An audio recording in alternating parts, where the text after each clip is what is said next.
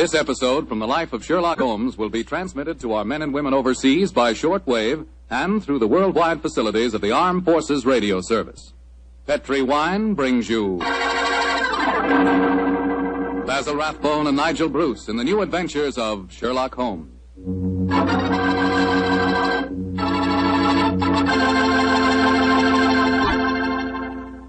The Petri family, the family that took time to bring you good wine, invite you to listen to Dr. Watson tell about another exciting adventure he shared with that master detective, his old friend Sherlock Holmes. And say, I want to tell you about a little present I've got for you. A present, and it's free. It's a swell recipe calendar, printed full color, and it's good for 2 years, 1945 and 46. But best of all, this calendar not only dates, it gives you loads of swell recipes and ideas for cooking with Petri wine. Want to know how to make spare ribs that are out of this world? You want a liver and onions, a swell way to make soup more delicious than ever. It's a cinch with this calendar handy in your kitchen to tell you how. In fact, this calendar tells you all you ought to know about wine. And remember, it's free. Just write to Petri Wine, P-E-T-R-I, Petri Wine, San Francisco 26, California. Petri Wine, San Francisco 26, California. We'll send you your swell recipe calendar immediately.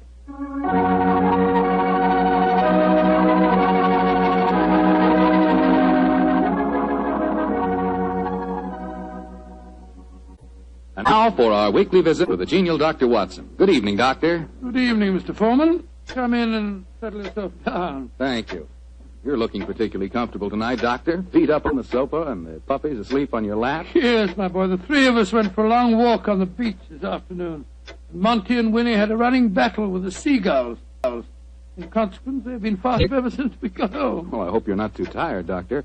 I'm counting on a new Sherlock Holmes story, you know. No. I'm all ready for you, Mr. Foreman. In fact, I was going through my notes on the case just before you arrived. Well, last week you told us it concerned a strange society who held their meetings in an underground vault of a furniture warehouse. Yeah, that's right, my boy. Now, down, Winnie. Get down, Monty. No. The story really began one stormy November night in 1887. I was married at the time and living away from Baker Street. On this night in question, my wife had already gone to bed, and I was nodding in front of the fire over one of Clark Russell's fine sea stories. I'd had a very tiring day, I remember. It was about the hour that a man gives his first yawn and glances at the clock, when suddenly my front doorbell jangled discordantly. Our servant Edna had gone up to bed, so I crossed to the window and opened it. It was very dark, but I could just see the outline of a figure standing on my doorstep. It looked like a woman. Suddenly, a cultivated voice called up to me. Is the doctor in? Yes, madam. I'm the doctor. Then please come at once. It's a matter of life and death. I have a carriage waiting. Gracious me. All right. I'll be down immediately. I closed the window, scribbled a note to my wife, grabbed my coat and hat and my bag, and a few minutes later I stepped out of the front door and closed it behind me. The carriage was standing at the curb, but I couldn't see any trace of the lady who'd called me. The only person in sight was an old and repulsive-looking beggar woman, dressed in rags and tatters. After a moment of bewilderment, I spoke. My good woman, did you see a lady leave here a moment?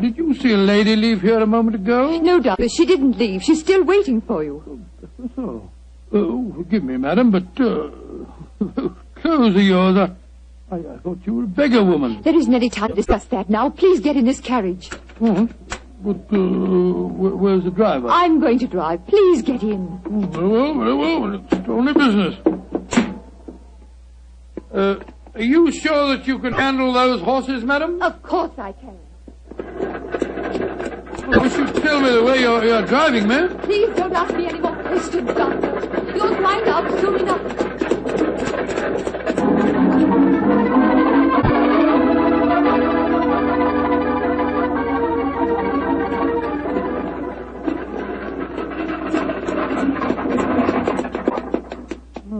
Thank heavens we've finally reached our destination.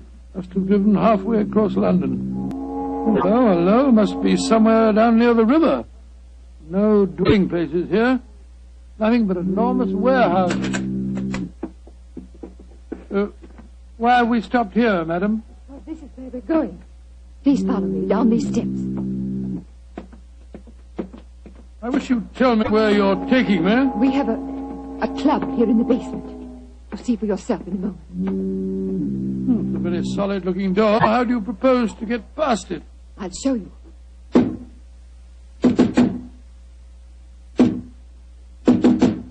Lord, it must be a very secret club of yours, madam. It is, Doctor.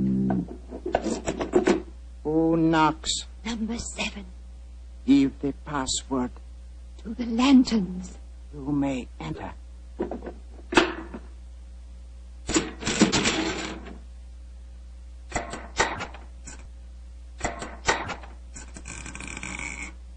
Follow me, Doctor.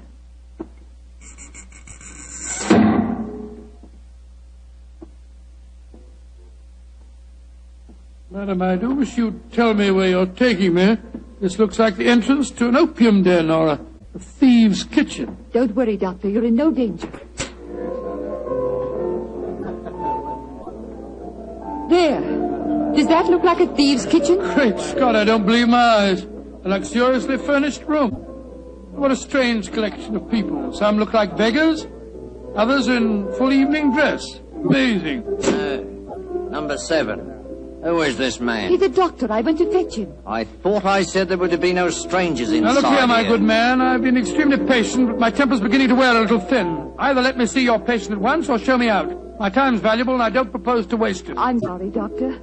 Where is Julian? And if you know what's good for you, Doctor, whatever you call yourself, you'll forget everything you see in here. Stop threatening me, sir. I'm not in the least interested in your blasted club. Just take me to the patient.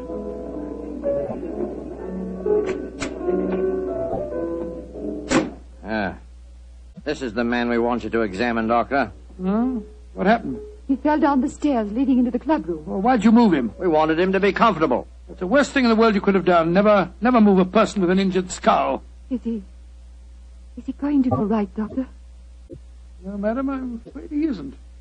His neck's broken. He's dead. Huh? Julian, dead. You sure of that, Doctor? Of course I'm sure of it, my good man. I'm afraid you need an undertaker, not a doctor. We must tell the others. All right, quiet, everybody. Quiet. Quiet. Julian is dead. Julian dead? Oh, this is terrible. Who is this man? He's a doctor. Oh, better get him out of here at once. We don't want any strangers nosing about. That's right, though. Shouldn't have brought him here anyway. Now, just a minute. I assure you, ladies and gentlemen, I haven't the slightest desire to stay here one moment longer. If you direct me to the door again, madam, I'll try to find a cab myself in this godforsaken district and go home. Show him out and give him his money. Follow me, please. I'm delighted to. Do you mind if I don't drive you home, Doctor? Well, no, I should prefer it. My nerves aren't in the best of shape. You mustn't be angry with me, Doctor, please. Leaving again, number 7. No, but this gentleman is. Will you see if you can find a cab for him? Right. To whom shall I send in my bill, madam? Oh, here's a £5 note. That should cover your time and trouble, shouldn't it? No, it's far too much, madam. No, Doctor, it's late at night and it hasn't a very pleasant case for you. Please take it. Oh, it's very kind of you, very generous indeed. But by the way, how did you happen to come to me in the first place? I was driving about looking for a doctor and a policeman directed me to your house. Oh, I see. I have found a cab for you. Thank you, my man, thank you. Oh, Doctor, may I come round in the morning for a death certificate? Of course. You remember my address? Yes, but I don't know your name. Watson. Dr. Watson. Dr. Watson? Not the Dr. Watson who's associated with Sherlock Holmes. Madam, I'm flattered that you know of me. Good night, Doctor. And please forget about everything you've seen here tonight.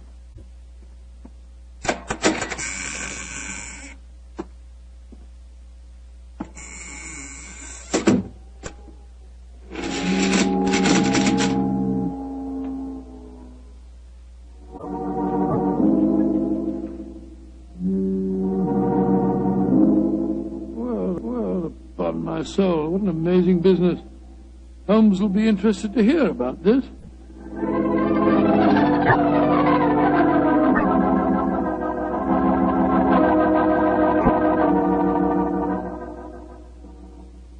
And that's the way it was, Holmes. One of the most curious adventures I ever had without you. Very interesting, Watson. You say this underground cellar was luxuriously furnished. Yes, and the people there were an amazing mixture. Some were in rags and some in evening dress. Huh, like the nursery rhyme, eh? Some in rags and some in tags and some in velvet gowns. Exactly. You had the feeling that I was taking part in a story out of the Arabian Nights. I must say, though, I was pretty angry at the time. However, after a good night's rest, I feel quite differently this morning. I thought I'd just drop round and tell you all about it. Glad you did, my dear fellow. It would be interesting to see if any repercussions of your strange adventure reach us. Oh, I doubt it. The woman seemed frightened to death when I mentioned your name. We shall see. Meanwhile, I'm expecting a client. You're not too busy. Perhaps you can stay. No, I'd like to very much. Who is it, you know? This telegram will tell you much more than I can. Arrived an hour ago. Let's have a look. Be at your lodgings this morning to discuss our problem. Signed AMS. Pretty high-handed message. Be at your lodgings. Oh, please. What do you suppose AMS stands for? I was just toying with that problem when you arrived. Would it be the American Medical School? No, there's no such body.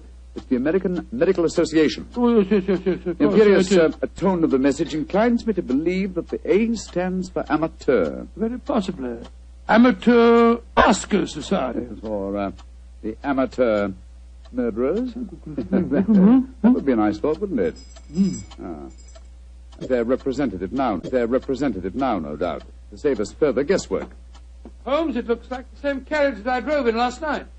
The girl standing on your doorstep, dressed in the height of fashion. Mrs. Hudson's letting her in. Splendid. It seems that we have not heard the end of your adventure. Go and meet the lady at the top of the stairs, will you, old chap, and save Mrs. Hudson's legs. Right, you are, Holmes. Thank you, Mrs. Hudson, thank you. All right, come in, madam. Want to come in? Thank you, Dr. Watson. Mr. Sherlock Holmes. At your service, madam. Won't you sit down? I'm Lady Dorothy Brownlee. It's your voice. You're the lady who fetched me last night, dressed up as a beggar woman. Yes, I am, Dr. Watson. Forgive me for being so mysterious at the time. Doubtless you have come to consult me regarding last night's unfortunate accident at the Amateur Mendicant Society. How did you know what the initials stood for, Mr. Holmes? Well, after hearing Dr. Watson's story of last night's happenings, the connotation seemed obvious. Am I right? Perfectly. Last night, when Dr. Watson told us Julian was dead, we thought it was an accident. And now you think it is murder, eh? Lady Bromley, if you expect my help, there must be no more mystery. Just what is this Amateur Mendicant Society? Well, I'm afraid it'll be a little hard for you to understand our motives. We're a group of people, rather wealthy people, I suppose, who find pleasure in deliberately leading a seamy life disguised as beggars. We use the basement that you were in last night, Doctor, as our headquarters. We keep our beggars there and change out of them before we go home. Oh, what a fantastic idea. What a futile, worthless, your leisure time, Lady Bromley. I suppose it must seem so, Mr. Holmes. But we're curious to learn how the other half lives. And of course, there's a certain thrill in rubbing shoulders with the police. At least we do some good. Indeed. I should be interested to learn how. All the money we make at beggars, we give to charity. All the money we make at beggars, we give to charity. Oh, do you really? And you feel that this gesture on your part absolves you from any responsibility to the real beggars whose livelihood you're impairing? I hadn't thought of it just like that. No. Then I suppose you won't want to help us. Oh, that's quite another matter, madam. As a professional detective, I cannot afford to be a moralist. Yes, I will investigate this case for you, though I warn you my fee will be an extremely high one. Money isn't important, Mr. Holmes, as long as we can solve Julian's death without bringing the police into the case. Lady Brownlee, who is the dead man? The man you refer to as Julian? Julian Trevor, the poet. He was the one who started our society. Yes, I think I've read some of his work. Decadent. Distinctly decadent. Well, what makes you think that he was murdered, Lady Brownlee? Well, after you left last night, Dr. Watson, there was a terrible scene. You remember Sidney Holt? Oh, was he the big fellow who was so unpleasant to him? Yes, that's the one. Oh, do I remember him? He said he saw Lord Cecil deliberately trip Julian as he came to the head of the staircase. Oh, Lord Cecil being, Lord Cecil Dyrenforth, son of the Earl of Meersham. Oh, yes. There was a bitter argument. Cecil accused Sidney of doing the same thing. Then they had a dreadful fight. And it ended up with Cecil threatening to go to the police. So that's when we decided to send a telegram to you, Mr. Holmes. Oh, yes, I see. So the proof of murder depends on such flimsy evidence as to whether the dead man fell or, well, should we say, was pushed? What it seems like. Mr. Holmes, even though you don't approve, please help us, won't you? Yes, Lady Brownlee, I will. Then you come back with me now to our headquarters. I shall join you within the hour. In the meantime, my old friend Dr. Watson can go with you. But Holmes, what can I do without you? You know my methods, old chap. Act accordingly. Very well, Mr. Holmes. But you promise you'll be there. I promise you that I will be there, madam. Thank you so much, Mr. Holmes. We'll be expecting you. Come on, Doctor. Well, I'll just get my hat and coat. Holmes, what are you up to? Holmes, what are you up to? Go with her and ask no more questions. I shall join you within the hour. Holmes, there's a glint in your eye.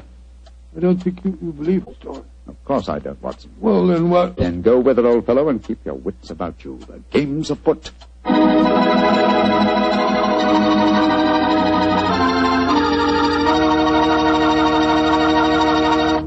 The story of the Amateur Mendicant Society will continue in just a few seconds. Time I'd like to use to remind you that you're really missing something until you try having wine with your dinner. And I mean a Petri wine. Let's say a Petri California Burgundy or a Petri California Sauterne. Both wines are just made to make good food taste better. If you like a red wine, try Petri Burgundy. Try it with hamburger, with stew, with any meat or meat dish. And if you like a delicious white wine, a wine that'll make chicken taste better than ever, try a well-chilled Petri Sauterne. With food, nothing can take the free wine.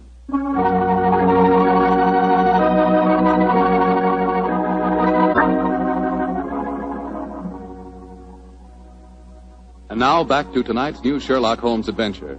The Amateur Mendicant Society, a group of wealthy eccentrics who pose as beggars, have come to Sherlock Holmes and Dr. Watson with a problem. One of their members has apparently been murdered, and the famous pair have been asked to investigate the killing.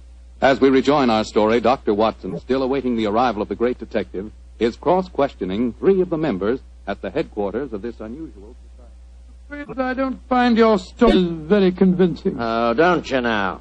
Well, then suppose you stop asking questions until Sherlock Holmes gets here. He's the man we've engaged to settle this business, not you. We're paying for his services, not those of his assistant. Mr. Holmes asked me to conduct this preliminary investigation, my good man. I'm perfectly familiar with his methods. So keep a civil tongue in your head if you want us to continue with this case.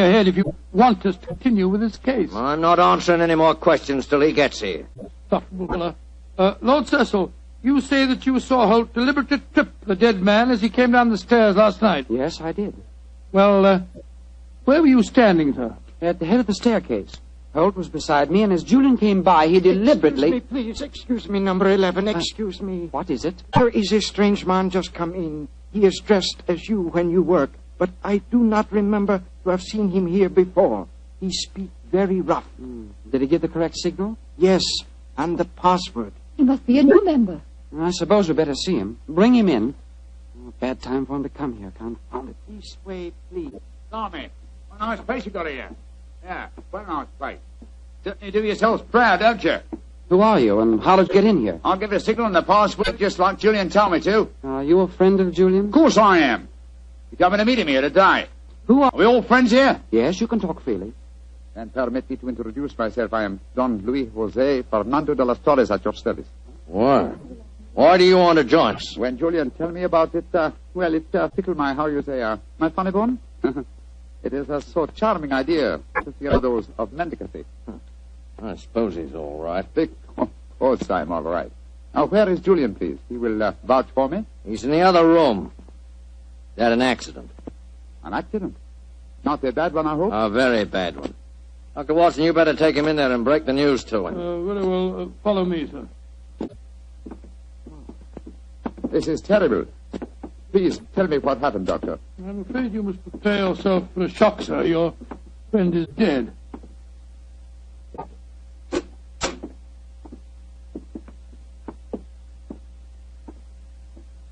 His neck was broken last night in some brawl. Yes, except that I do believe it was an accident, Watson. Holmes! Quiet, old chap, quiet. But not quietly enough, Mr. Sherlock Holmes. Come on, come back to the others and let all take a look at you. Come on, get moving, both of you. This isn't a pop gun in my hands. Sorry, Holmes, I gave the whole thing away. That's all right, old chap. Oh, Cecil, Dorothy, come here. I want you to take a look at the great Sherlock Holmes. Walked into our trap just like any stupid policeman. No, I had to dress up to do it, though, Mr. Holmes. We were waiting for you here anyway, you know. Oh, I was well aware of that, Mr. Holt. You see, I knew I was walking into a trap. How did you know that, Mr. Holmes? Lady Brownlee, the story you brought to us today was so obviously a false one. Just as there is no amateur mendicant society. Who are they, Holmes? Go ahead, Mr. Holmes. Let's see how much you really do know. Yes, go ahead. Why should I tell you what you already know? Go on, talk if you know what's good for you. Oh, you're so persuasive, aren't you, Mr. Holt? Very well. Amber's death last night was an accident. You fetched the doctor, Lady Brownlee, a very natural move, and later discovered that the doctor in question was the old friend of Sherlock Holmes. You were all afraid that I would become interested in your unusual society, and so you invented that very thin story about the accident being a murder. You wanted to lure me here so that I could be disposed of, and you could all continue your nefarious works without hindrance. Well, now aren't we clever? What is our nefarious work, may I ask? Your password gave me a clue to the lanterns. By the French revolutionists. They strung the aristocrats up on the lampposts. Then again, the combination of curious costumes and a luxurious establishment in a low-class area posed another question. What political belief provides a common meeting ground for misguided aristocrats and dangerous commoners? And how did you answer that question? Oh, very simple, my dear sir. One word. Nihilism. Its doctrine of assassination and overthrow of government, would find every chance of being put into practice by all of you at the forthcoming Jubilee celebrations to be held here in London. And also would account for your beggar's clothes. A beggar would have greater freedom of movement in a crowd than an ordinary person. You're a clever man, Mr. Holmes. Too bad you'll have to die. I'll get the rope. What are you going to do with him? Do? Give him a first-hand taste of nihilism, of course. He can't live. They know too much. You can't possibly do this, you know. The police will track us here. By the time the police get here, you and your friend Holmes will be blown to kingdom come. Where's the rope, Sidney? Oh, right. Hands together, Mr. Holmes. That's it. Oh, mind that bandaged wrist of mine, will you? It's confoundedly sore. Oh, isn't that a shame now? Is this any better? Tie up the doctor, Cecil, while I bind Holmes's legs. With pleasure. I can't go through with this. What do you mean, Dorothy? You can't go through it. I just can't stand by and see two innocent men murdered. Don't be a fool, Dorothy. We can't let them live. They know too much. I don't care. If you go on with this, I'm going out for the... Tie her up as well, sir. Leave me alone. Sit down there beside him. Go on. You're a devil. Oh, shut up. Now, Mr. Holmes, I'm going to fetch a little invention. A little invention I'm sure you'll be interested in. Mr. Holmes, it's a pity you and your friend didn't learn to mind your own business. I'm afraid it's too late to teach an old dog new tricks. It's too late now, at any rate. Quite comfortable, Dr. Watson? Don't you speak to me, sir. You're a filthy traitor to your country. Rubbish. Here we are. Example of Mikhail Petrov's mechanical genius. This bomb will blow the entire building sky high, and the three of you with it. Now, I wind the time clock so, and we'll set the fuse to go off in 5 minutes. It'll give us plenty of time to get away. So.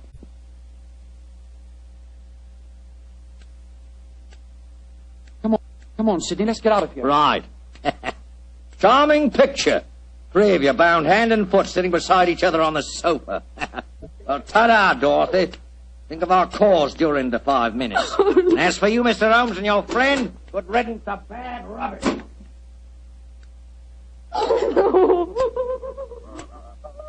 Well, Holmes, this looks like the end. Afraid so, old chap. I blame myself. If I hadn't been so infernally noisy when I recognized you, we wouldn't be in this mess. Wasn't your fault, old fellow.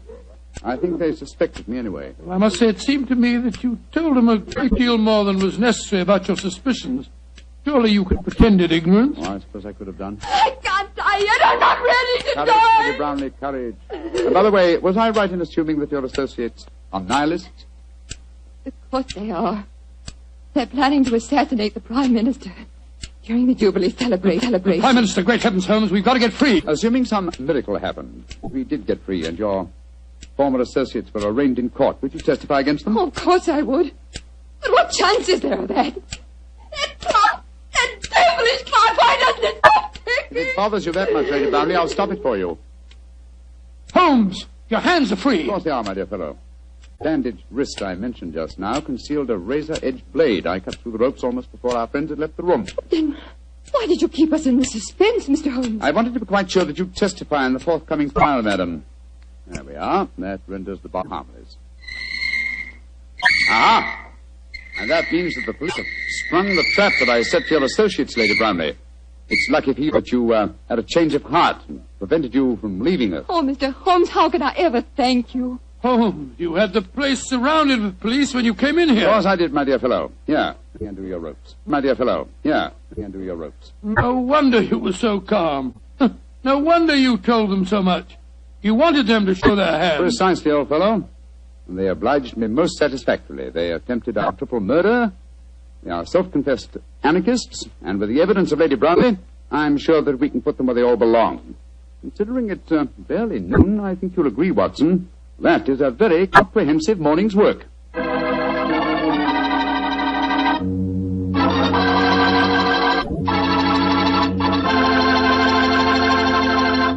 Doctor, tell the truth. Were you scared waiting for that time bomb to go off? Scared, my boy? I was so scared that to this day I can't stand being in the same room with a loud ticking clock. The tick of the clock seems to speak to me. Seems to say, tick-tock, this is the end. Tick-tock, this is the end. The clock ever speak to you like that? How did you know? Well, what's the clock say to you? Tick-tock. Petri took time to bring you good wine. Petri took time to bring you good wine. Gracious me, Mr. Foreman. You listen to your clock and I'll listen to mine. Gosh, Doctor, can I help it if I like to hear about Petri wine? After all, that Petri family really knows how to make good wine. And it's no wonder. They've been making wine ever since they started the Petri business generations ago, way back in the 1800s. And because the making of Petri wine is a family affair, well, they've been able to hand on down from father to son, the skill and experience of each preceding generation. So naturally, when it comes to turning luscious, sun-ripened grapes into fragrant, delicious wine, well, you just can't beat the Petri family, because Petri took time to bring you good wine. And say, don't forget to take time to send for your Petri recipe calendar. It's time to send for your Petri recipe calendar. It's free. Just write to Petri Wine, P-E-T-R-I, Petri Wine, San Francisco 26, California. San Francisco 26, California. This offer is intended to apply only in those states and other localities where its acceptance is permissible by law and regulation. And now, Dr. Watson, what adventure are you planning to tell us next week? Well, next week, Mr. Foreman, I'm going to tell you a story of old Vienna. The Vienna of sparkling lights, beautiful women, and lilting music. And of an extraordinary murder that takes place to the accompaniment of a Mozart sonata. Boy, that sounds like a thriller. I'll see you for sure next week. Just a minute. Before I go, Mr. Foreman, I want to urge every registered nurse listening in to get all the facts about the Army Nurse Corps. The Army needs you, nurses, needs you desperately. They'll make you an officer at once and give you every chance to further your post-war careers. So if you're a registered nurse under 40, a local Red Cross chapter and get all the details. Or wire collect to the Surgeon General, U.S. Army, Washington, D.C. And if you can't qualify for the Nurses Corps, see if you can't get into essential civilian nursing so that you can release a nurse who does qualify. But do something about it first thing tomorrow. Won't you?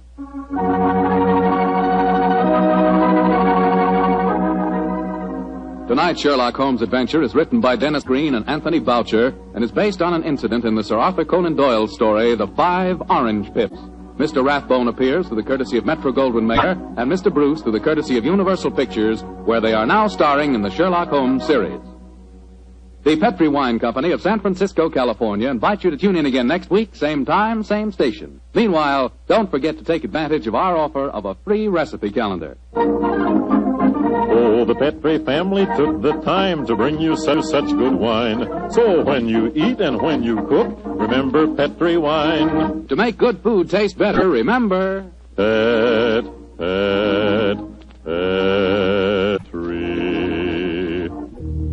wine. This is Bill Foreman saying goodnight for the Petri family. Sherlock Holmes comes to you from our Hollywood studios. This is the Mutual Broadcasting System.